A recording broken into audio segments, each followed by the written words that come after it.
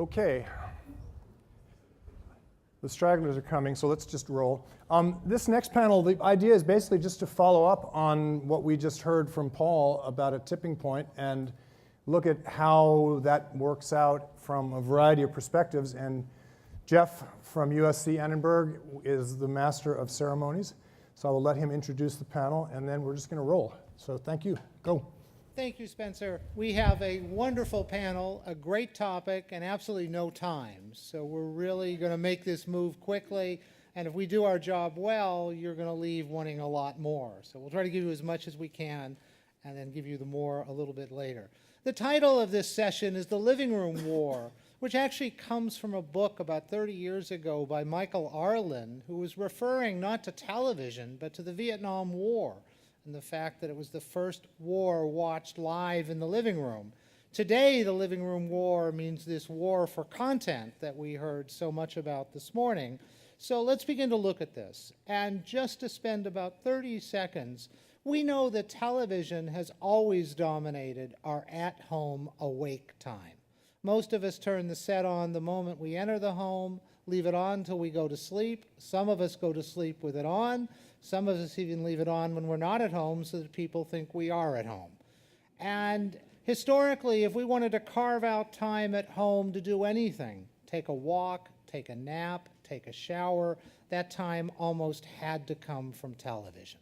Television's now escaping from the home, moving into every element of our lives. It's going to be something we do at the airport waiting for a flight, on the airplane itself, in the back seat of our cars. Television's filling all the spaces of our lives. In 1975, in the developed world, we spent 16 hours in front of a screen. That screen was mostly a big screen or a bigger screen in the home on a fixed schedule. Last year, those 16 hours are over 36 hours, and our work suggests that that's going to grow to over 50 hours in the next 3 years. So let's look at this phenomenon of television. We have a great panel. Let me start by introducing on the far side of the panel, Seth Haberman is the founder of Visible World and a real expert in video advertising. And after the Akamai presentation, I'm sure we'll talk a little bit about some of the figures in there. Next to him is Benjamin Faes, head of YouTube and display at Google in the EMEA area. Next to him is Giles Wilson, CTO at Ericsson and part of their Annenberg television business. And we'll find out in a few minutes what Ericsson's doing here and what their vision is. And next to me is Seth Kanaujia, who's Vice President of Digital Product and Strategy and Development at NBC Universal Comcast. Oh, damn, I wasn't supposed to read from that press release yet. Anyway, we'll see what happens there. So let's start with a simple question, and the only question that I really want to go down the row, and everything else I want to mix it up. But let's start with, in your view and in your vision, what is television? And whatever your definition is, does it matter to the viewer anymore? So Saab, let's start with you. What's television to you? For us, television is a medium of delivering content in a compelling manner to the users and aggregating the audience around that content for a stakeholder, which are the advertisers. We are moving, especially in this economy, to an area where we are increasingly looking at dual revenue streams. So cable is becoming a bigger part of our overall mix. But essentially, it's about creating compelling content which can aggregate audience for advertisers. And there are a lot of fundamental changes happening in the industry, which is totally transforming that age-old sort of paradigm which had been set up. But essentially, when we talk about the living room, we are looking at that. Now distribution platforms are changing, business models are changing, and I'm sure we'll get into the details of that, but essentially that's the bottom line for us. So as an NBC guy, are you just as happy with people watching Hulu as you are with them watching the NBC television network?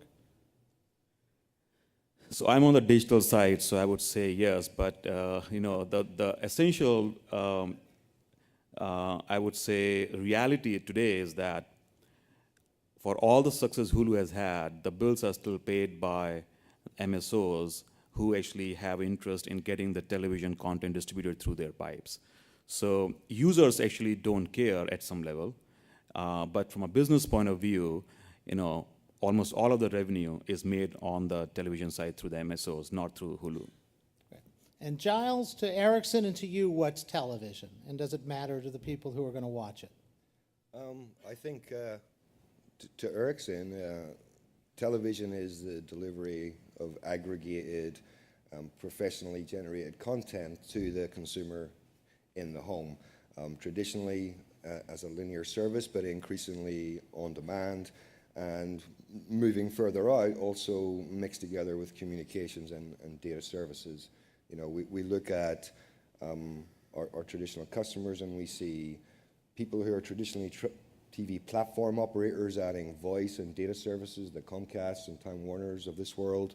And we look at the telecom providers, the France Telecom, Orange, AT&T, and the Vodafone properties, taking telecommunications and adding television services to those. So really moving forward, I think it's still about managed professional content, but delivered in a more compelling way, more personalized, and mixed in with communication services. Benjamin, he said that television is the aggregation of professionally produced content. I would assume, as the head of YouTube, you'd have a slightly different view of that. Slightly, yeah. I think we're looking at television more, okay, it's your TV program coming in on Saturday and you know what you're going to see for the next week.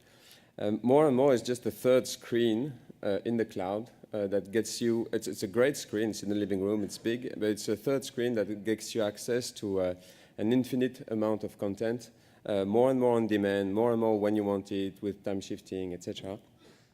And we see it already amazingly how many people just watch the content they want on YouTube or anything else through their television. So yeah, we see it more and more as a third screen in the cloud. And do you think your users, your viewers, particularly your younger viewers, make any distinction between Saab's NBC and your YouTube? Or to them, do you think it's all television? We held 2 weeks ago a customer event in our offices at Google, and we invited this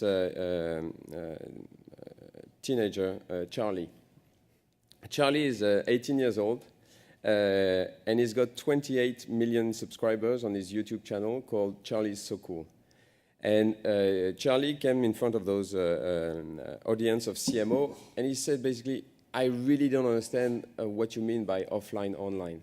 The internet is my life. Everything I do is connected. Everything I do is through the internet. And so this distinction is not a reality in my life anymore. 28 million sounds pretty good. Looking at what that's actually more than the audience for the 4 broadcast networks at any given time in much of prime time. And Seth, to you, what's television? And does it matter to the people who watch it?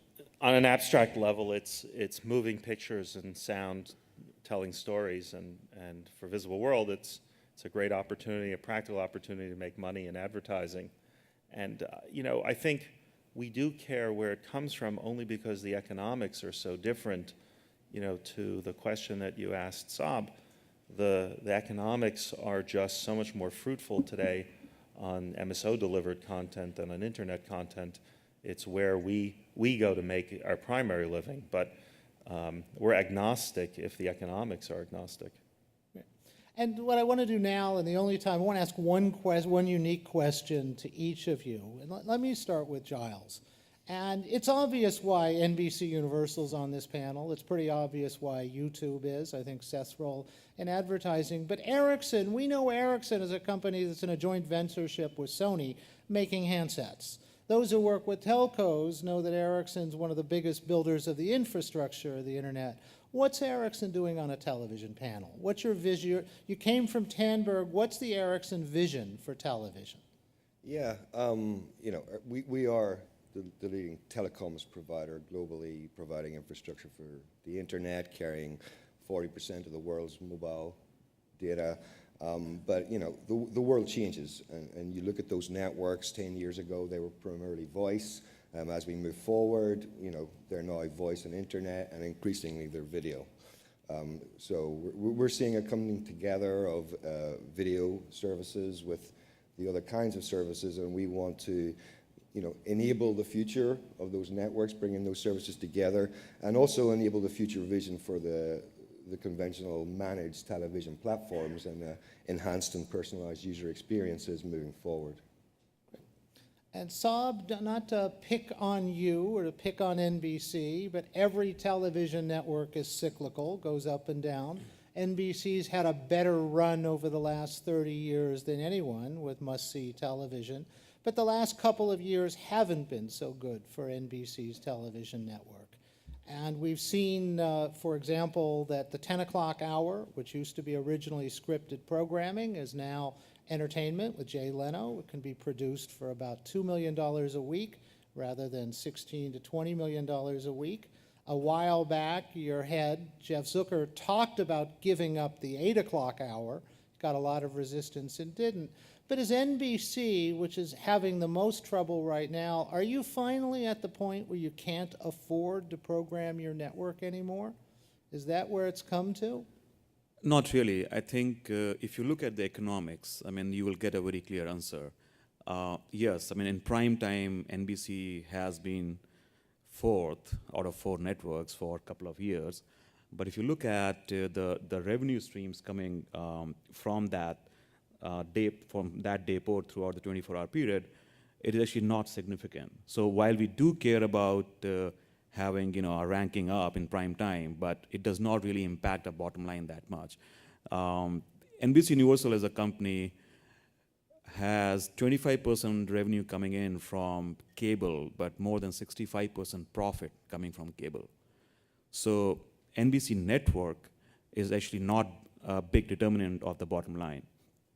Having said that, as I said, we still want to get the ranking up on primetime programming. But we are the leader in the morning television. Late night we do pretty well. The point you mentioned about 10 o'clock and Jay Leno, I mean, that's actually one of the fundamental problems we are facing in the industry, which is the problem of cost. As we talked about this morning as well, only 2% of the internet video consumption is on the internet. Majority of it is on the TV, and we are seeing the dollar shift from TV to internet, but the cost of programming is so high that today and in the foreseeable future, internet cannot sustain that. So what we have to do is we have to, as the business models change, as the dollar shift, we also have to look at the cost of making these compelling programs. We cannot afford to make $3-4 million an episode program when the dollars are fleeing TV and they're moving online, and the online are not really compensating for that. So one of the big reasons for 10 o'clock Jay Leno is, as you mentioned, it's a cost issue. And it's not just a problem to NBC, all the networks are facing that. But considering the problems you're facing, is it time for NBC, which is in the most trouble of the 4 networks at the moment, you make a good point about your cable networks, is it time to say, give up the over-the-air? You only get about 8 to 10% of your viewers over the air anyway. Get rid of your affiliates, become a cable network, like your other cable networks, have a dual revenue stream. Isn't it time to consider that? Well, I'm not the right person to comment on that, but it has been actually openly mentioned. In fact, the organization changes we have made over the last 4 or 5 months, Jeff Gaspin got elevated, and in addition to cable, he's also actually in charge of the TV network. And that is for us to start looking at TV network as one of the cable networks. Benjamin, some of your viral videos on YouTube are absolute cultural phenomena. 100 million views in some cases. The Susan Boyle video reached more viewers, I think, faster than anything we've ever seen. Can YouTube be more than that, though? What's happening beyond the occasional viral video that sparks the imagination? YouTube's been accused of making little money and being a drain on Google. Although looking at the profits Google makes, it's a drain that could probably go on for the next 1,000 years. But is there a real business model? Is there something to YouTube beyond the viral video? Well, Susan Boyle is actually a professional video. And since you mentioned Susan Boyle, I think it was also a real tipping point in the way YouTube was perceived by a lot of broadcasters. And so you know that since then we've signed an agreement with Channel 4 in the UK, where Channel 4, which is so the second largest commercial broadcaster in the UK, Channel 4 will put all of their content the next day they air as a catch-up program on YouTube. And they will be able to sell the advertising on their content on YouTube. So I think the perception is as much as there is a lot of excitement on how this industry is changing, and I think how YouTube is helping the industry changing, there's also a lot of anxiety. Anxiety from the broadcaster because of two main points. One is fragmentation of the audiences, and how do you cope with the fact that there's less and less viewers at any given time? If you take the ratings of TV in the UK, all of the top 20 programs were above 10 million in 2003, 6 years ago. This year, there's only 6 programs that make it above 10 million. And so how do you compensate with, how do you follow the users where they are now, and how do you re-aggregate some audience, not necessarily around the program, but around interest, around profiles, around what people really like. So I think that's where we can really help and play a role of re-aggregating some audiences. But is it possible that we're going to see sites like Facebook, like YouTube, that manage to attract, in some cases, 100 million people, but really can't make much money? Well, I think the story has always been that at some point, the advertising revenue will follow the audience. And we've seen already a huge shift this year. We've introduced a series of new ad formats. For example, we didn't do pre-roll advertising, which is really what advertisers want to do. We're serving 1 billion video every day now. And so this is becoming a real interest for a lot of advertisers. And we already have the Coke of this world, etc., being a huge advertiser on YouTube. So I don't think the revenue is much of a concern anymore. It's more how do we change the way the advertiser and agency see this business to drive a lot of revenue. Fair enough. Seth, that's a good segue to you. There was a story in the New York Times yesterday talking about online advertising, and it said the most effective online advertising is that surrounds video. And yet on online, we're still seeing largely traditional media techniques adapted to online. We're seeing display from newspapers moved on to full-page banners and things like that. We're seeing 30-second ads become pre-roll. Are we ever going to see truly indigenous, unique advertising methods online? Well, I think that the challenge is, if I can answer your question in a slightly broader perspective, that for video, as you just mentioned, there's multiple types of fragmentation that occurs right now. The amount of content is greater than we have, and so that even though viewership is up in both television medium and internet viewing, there's no single program which is so dominant the way it used to be.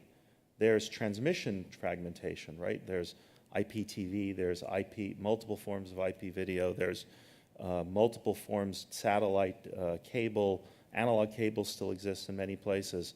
And lastly, that there's, and this is to answer your question, there's viewer fragmentation to the extent that we know more and more about viewers.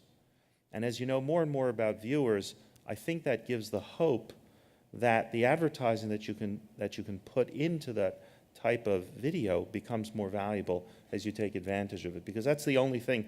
I don't see anything that really says, hey, we're going to make the same amount of money on online video as we do on internet.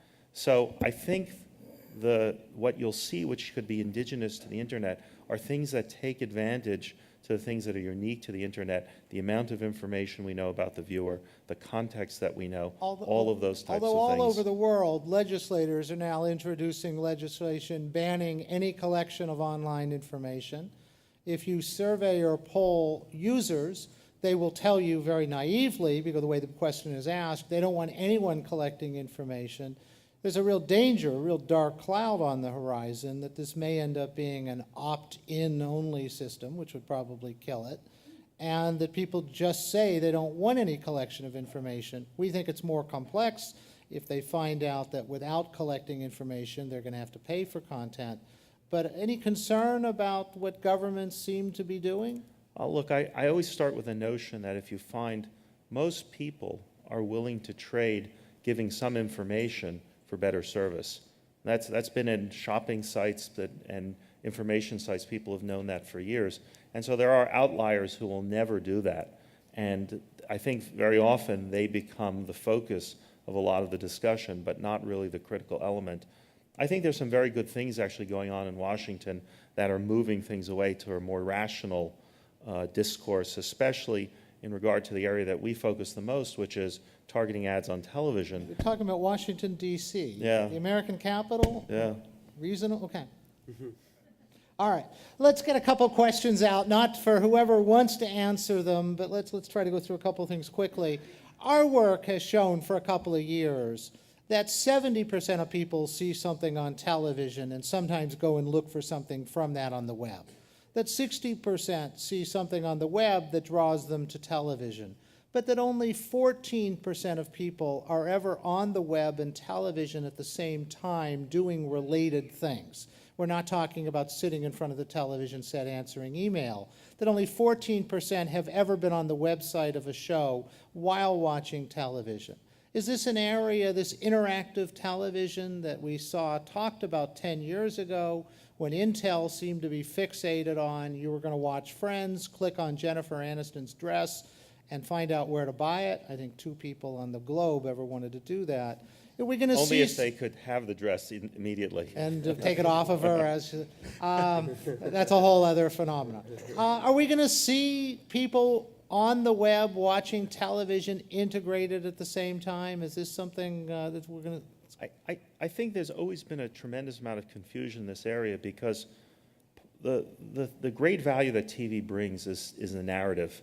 And most of us are wired for narrative, whether it's delivered through books or magazines or radio shows and things like that. And interactivity is very disruptive to narrative. Will that change, though, on the second and third screen? No, because, maybe on the first screen. No, because the aspect of narrative is about us. It's not about the technology. In other words, we're here, we're believing in an illusion of some characters and things like that. And the minute you insert yourself into that narrative, that illusion disappears. And so it's hard to believe in the reality of what goes on the screen. And so the areas that you see interactivity being successful are things that have a natural interactive nature, horse racing or sports shows or game shows, not narrative content. Yeah, we've done an experiment 2 weeks ago. We've streamed live the concert of U2 at the Rose Bowl. And so it was available for free around the globe. And not only there was millions of viewers, but it created a different experience of viewing with people actually chatting, commenting, twittering at the same time of viewing the show.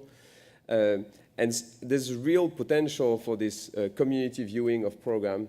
Some of those, I mean, even the real TV program like the X Factor, etc. That's where you see also dual screen usage, where people actually want to comment, want to engage with the community. The reality is that the interactive interface on TV are not that great at the moment, but they're really new. So you think it is the tech? Seth thinks television's basically a lean back, enjoy, more passive. Do you think it's the technology's not where it needs to be yet? I think it's technology. I mean, we've seen that technology barriers have been taken down. It's more of a user interface, user flow, etc. Because this is a really important question for the future of television. What kind of experience? Do we want to sit back and veg out, or do we really want to be active? Giles, what is Ericsson, with all the technology you build, you must be looking at this interactive function. Do you have much confidence that this is something viewers will engage in? Yeah, you know, I think I agree with the previous comments. With Benjamin? Yeah, you know, much of the TV programming is a narrative, and people don't want that to be interrupted. Therefore, the TV screen is not the place to put that interactivity. But, you know, where you get successful services is not where you try and invent some new user behavior. It's where you take a user behavior that already exists and you enhance it electronically in some way. And I think there is a lot of that. There are a lot of people sitting with their laptop or their netbook or their mobile phone in front of the TV, and if they're watching documentary or news, they will go to Wikipedia and look stuff up, etc. So I think as a two-screen experience, if the TV platforms can combine those two things together and have a combined service offering where the sit-forward interactive pieces are on one screen, but tied to content which is perfectly acceptable as a sit-back experience and in a high quality on the main screen, I think that's where the future lies, and those are the kind of platforms that we intend to be bringing forward. So, I don't Sony, think we're, by the way, ahead. necessarily disagreeing. I think Yeah. what we're saying is it's about the content is what separates where interactivity is going to be worthwhile and not. But I don't think we realize fully how much people want to engage. Give you one example. but this is the real question. Is there a hunger to engage, or is there a hunger to sit back and veg out? Well, probably there's both experience, but take Susan Boyle. If you take the video on Susan Boyle, you search, and you'll see tens and hundreds of video, which are video reaction to Susan Boyle. And what are those? It's actually people filming themselves with their webcam watching Susan Boyle and crying, and it's emotional. Really and there's thousands and thousands of views of those videos also. And so you couldn't realize that this would exist in the first place. Thousands of views. No, but 50,000 I'm views. testing, yeah. That's a lot of views.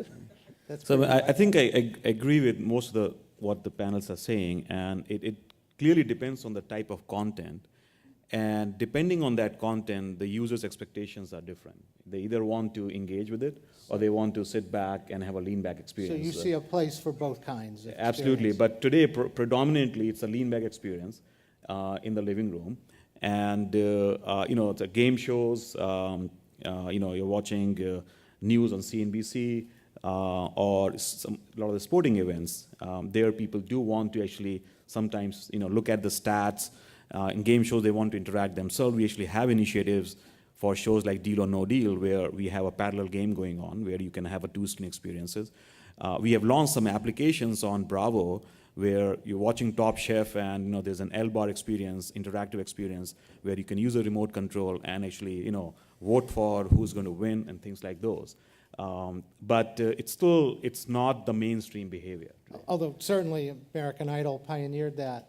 Giles, quickly? Yeah, if you wanted just to- coming back to the point, I mean, I don't think it's necessarily about interacting with the content, which is the mistake that's made before. It's about community and it's about communication, and that's that commenting. Even just last Saturday night, I was sat on the sofa with the final, of X Factor on the television, and I couldn't talk to my wife because she was just sitting constantly watching Facebook updates come through of what her friends were thinking about what was going on the show. And I think it's that communication aspect and community aspect that actually works with it. Sony made what I think is a pretty fascinating announcement this week. Now keep in mind, Sony's the only television producer that also is a hardware manufacturer, so they have two sides in this. But they decided they're going to take one of their recent films, Cloudy with a Chance of Meatballs, and introduce it onto their sets directly before it's released as a DVD for $25. Are they onto something? Is there a market here? Do all these widgets and attachments and the connection of the television set to the web, or are people going to know what to make of this, or is it going to fall flat on its face? And if it succeeds, will Universal consider putting some of its content through that kind of Well, I think release? everybody is experimenting right now. And, you do see some of the numbers on the web. Susan Boyle, you mentioned as an example, and, it really is phenomenal. I mean, compared to what we get on TV ratings. So direct to consumer, trying new things, changing existing business models, changing existing distribution and marketing models. I mean, all of those things are being tried right now. So from that perspective, I think it's not something which, will stop at Sony. I think everybody is going to try that. But it's not proven yet. I mean, there are some successes in isolation, but there is no clear trend right now that the democratization of marketing and distribution we talk about, it's there yet on the mainstream manner. Would you bet $1 that it'll work? Well, it depends. I don't know much about the movie content you're talking about, but it also depends on that, right? I mean, what This program is we a talk about. recent animated film, highly successful, made about $200 million, and they're now going to release it. You can get it onto your television set before it's available as a DVD for $25 and own it. Sound good? As opposed to As buying it opposed to for waiting 19 for bucks the at DVD? Walmart? As opposed to waiting for the DVD, which would be cheaper, but being able to see it very much quicker. It might have the potential effect of keeping you out of the theater because you know it'll be available so quickly on the television set. That might be a downside to studios. We don't know. Well, at $25 a pop, it's not such a downside for the studio. I mean, look, Well, if they sell only two, they would be. yeah, the aftermarket for Go away. Go. Because we've got an airplane issue with the next panel. Seth, did you want to just finish the I was just saying sentence? the aftermarket for theatrical releases has been really challenged by the economics of DVDs. So people are looking at everything, and I think Sony has this pretty nice installed base of PSPs, PS3s, PS2s that they're looking as a potential over-the-top distribution network. Well, as it was obvious to predict, we needed another hour and a half, which we weren't going to get under any circumstances. So I hope we whetted people's appetites. We certainly did mine. I would have loved to have gone for another 10, 12 questions. But Spencer, thank you very much. To the Thank you, panel, guys. thank you for a great panel. Thank you very much. Thank you. Fortunately, the nice thing about Monaco is we can go into interactive mode here, and everyone's going to be sticking around, so you'll have a chance to grab people offward. So thank you, guys.